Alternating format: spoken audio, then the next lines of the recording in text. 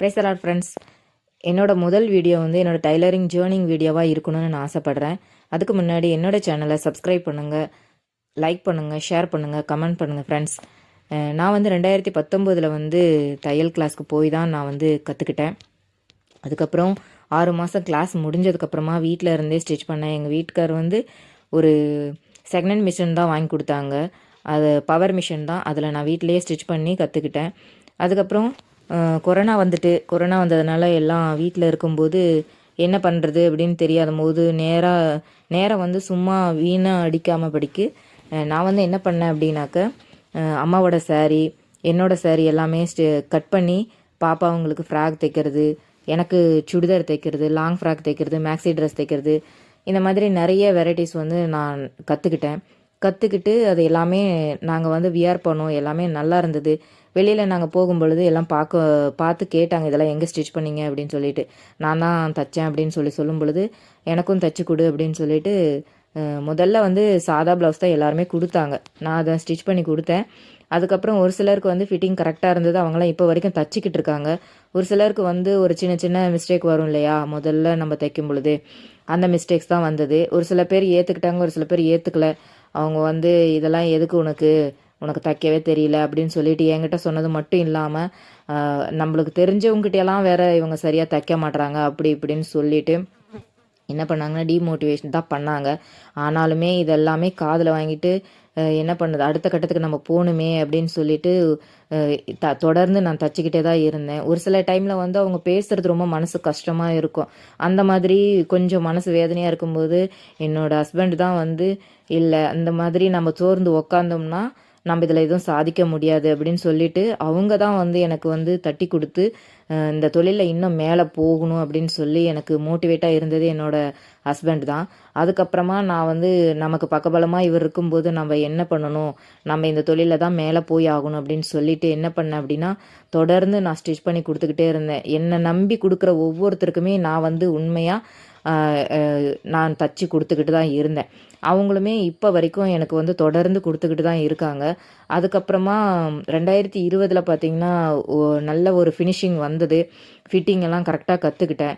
அதுக்கப்புறமா எல்லாருக்கிட்டையுமே தைரியமாக வெளியில் துணி வாங்கி தைக்க ஆரம்பிச்சிட்டேன். இப்போ தைக்க ஆரம்பித்ததுனால பார்த்திங்கனாக்கா, அப்போல்லாம் ஒரு வாரத்துக்கு ஒரு 2 ப்ளவுஸ் 3 ப்ளவுஸ் வரதே ரொம்ப கஷ்டமாக இருக்கும். ஆனால் இப்போ அப்படி இல்லை.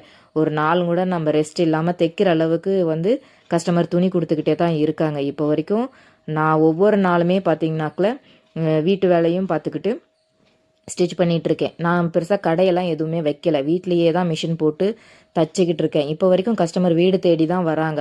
முதல்லாம் வரமாட்டாங்கன்னு சொல்லி வாட்ஸ்அப்பில் நான் ஃபோட்டோஸ் போடுவேன், ஸ்டேட்டஸ் போடுவேன், இந்த மாதிரிலாம் போட்டுக்கிட்டு இருப்பேன். இப்போ வாட்ஸ்அப் ஸ்டேட்டஸ்லாம் எதுவுமே போடுறதே இல்லை. ஏன்னா தொடர்ந்து கஸ்டமர் வந்துக்கிட்டு இருக்கிறதுனால அதை தைக்கவும் நம்ம எடுத்து டெலிவரி கொடுக்கவுமே கரெக்டாக இருக்கா, அதனால் நான் அந்த மாதிரி ஸ்டேட்டஸ்லாம் எதுவுமே போடுறதே கிடையாது. இப்போ பார்த்தீங்கன்னாக்கில் நம்மளுக்கு தொடர்ந்து வேலை இருந்துக்கிட்டே இருக்குது. ஒவ்வொருத்தரும் என்னை நம்பி கொண்டு வந்து கொடுக்குறாங்க. சாதா ப்ளவுஸ் மட்டும் இல்லை, இப்போ டிசைன் ப்ளவுஸுமே நிறைய கற்றுக்கிட்டு டிசைன் ப்ளவுஸ்லையுமே வந்து நிறைய தச்சு கொடுத்துட்ருக்கேன். Princess cut, design blouse, pattern blouse, aari work blouse, இந்த மாதிரி நிறைய கொடுத்துக்கிட்டு இருக்கேன். மேக்ஸி ட்ரெஸ் நிறைய பேர் வந்து தைச்சிக்கிட்டு போகிறாங்க. அவங்களுக்கு வந்து எல்லாமே அளவெடுத்து ஃபிட்டிங்காக கரெக்டாக தைச்சி கொடுக்கறதுனால இப்போ தொடர்ந்து கஸ்டமர் வந்துக்கிட்டு இருக்காங்க. இங்கே பக்கத்தில் உள்ளவங்க மாத்திரம் இல்லை, ஒரு 10 கிலோமீட்டர் 15 கிலோமீட்டர் தள்ளி இருக்கிறவங்க கூட என்ன பண்ணுறாங்கன்னா என்கிட்ட வந்து ரெகுலராக இப்போ ஒரு 2-3 வருஷமாக வந்து பார்த்திங்கன்னா ஒரு 4-5 கஸ்டமர் வெளியிலேருந்து வராங்க. அவங்களாம் வந்து என்கிட்ட உட்காந்து கூட தச்சு எடுத்துகிட்டு போகிறாங்க டைம் ஸ்பெண்ட் பண்ணி. அந்த அளவுக்கு வந்து என்னோடய ஃபினிஷிங் அவங்களுக்கு பிடிச்சிருக்கிறதுனால தொடர்ந்து என் கூட வந்துக்கிட்டு இருக்காங்க. இந்த ஜேர்னிங்கிறது சாதாரணமாக வரல.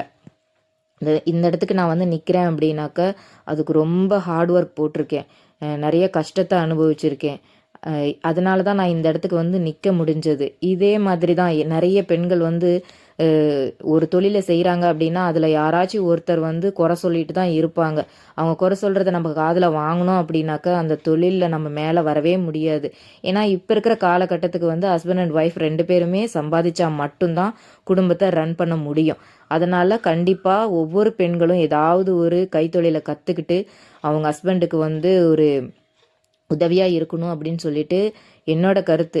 ஒவ்வொருத்தரும் இந்த மாதிரி ஏதாவது கற்றுக்கிட்டு அவங்க தொழிலில் முன்னேறணும். யார் எந்த விதமான நெகட்டிவ் கமெண்ட்ஸ் சொன்னாலுமே அதை வந்து காதில் வாங்கிக்கவே கூடாது. அதை வந்து நம்ம வந்து ஒரு பாசிட்டிவாக எடுத்துக்கிட்டு நம்ம தொழிலில் வந்து நம்ம முன்னேறணும் அப்படின்னு சொல்லிட்டு எல்லா பெண்களும் வெளியில் வரணும் அப்படிங்கிறது தான் என்னோட ஆசை.